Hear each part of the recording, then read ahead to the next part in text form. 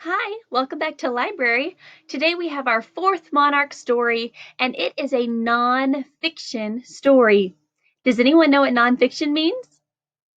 It means not fake, which means it's real. It's a true story. It has a lot of different facts in it, and that are all true. Our story today is called If Sharks Disappeared by Lily Williams. Make sure you check out the really awesome pictures as we read through this together. Here are some ground sharks, mackerel sharks. If sharks disappeared.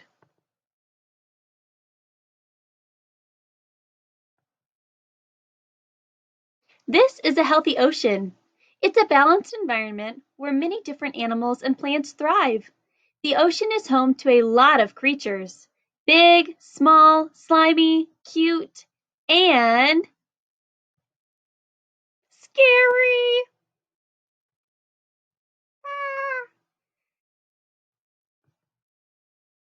This is a timeline. You can pause it and read through all of it if you want. But right here where this arrow is, it says that the first sharks appeared 950 million years ago. And if we come on down the timeline to here, it says that sharks evolved 250 million years ago. Sharks have helped keep our oceans balanced for about 450 million years. Over that time, they evolved into the more than 400 different species that exist today. And here is today modern sharks.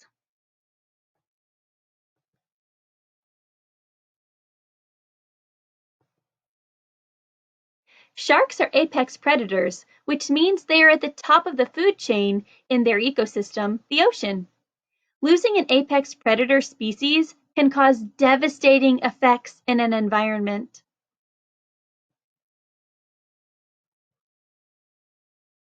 Today, roughly between 1/4 and 1/3 of shark species are vulnerable to extinction because of overfishing. What could happen if this continues and sharks disappear altogether? If sharks disappeared,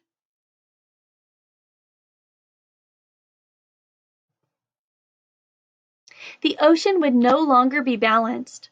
Although different species have different diets, most sharks typically eat sick, slow, or weak prey, leaving the healthy animals to reproduce. If sharks disappeared, the populations of seals, sea lions, and other pinnipeds would potentially explode. At higher populations, they would eat more and more fish, and eventually, once there weren't any fish left, they'd starve and die out as well. If fish and pinnipeds disappeared, plankton, which is what many fish that are lower on the food chain eat, could quickly grow out of control. That could make the ocean a thick sludge. Nothing could survive in this water. If the ocean became unlivable, yeah, look at that. Many species of land animals that rely on the ocean for food, such as seabirds and polar bears, could starve and die out.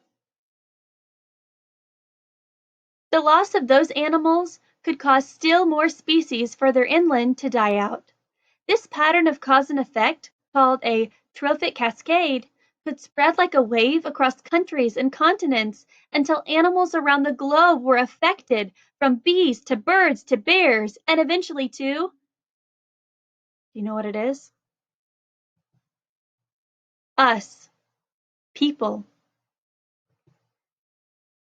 This one you're going to have to kind of read sideways. All species depend on one another to survive by keeping our planet's ecosystems in balance. And luckily today, see you're fishing, some more animals there. Sharks still exist.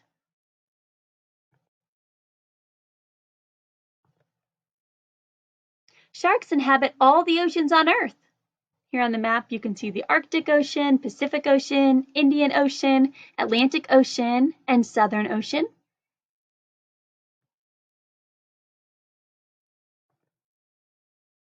If we remember that we are all connected and if we work together, sharks and our whole planet as we know it will thrive. And maybe we'll see that what once seemed so scary isn't so scary after all. And here is a glossary of words that you might not have known throughout the story. So if you want to pause here and read through those or have an adult read them to you, you can do that. Here's some more words in the glossary. And here it says that sharks are in trouble.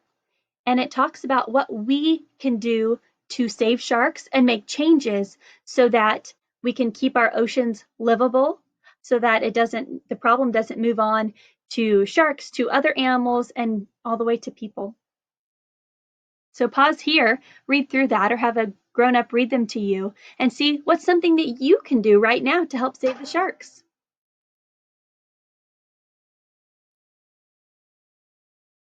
Here are some more sharks.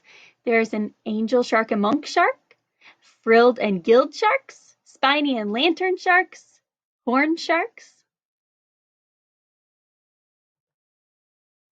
saw sharks, carpet and nurse sharks. The end. Well, I hope you enjoyed that story, and I hope that you'll read through and try to come up with some ways that you can help save the sharks and help keep our oceans livable.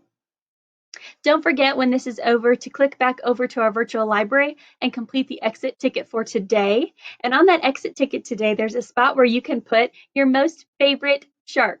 So if you have a most favorite shark that you heard in this story, write it down. I want to know what it is. Or if you have a shark that you think is really cool that wasn't in our story today, write it down. I'd love to hear about it. If you don't know what your favorite shark is, that's okay. You don't have to put one. But if you have one, I would love to hear it.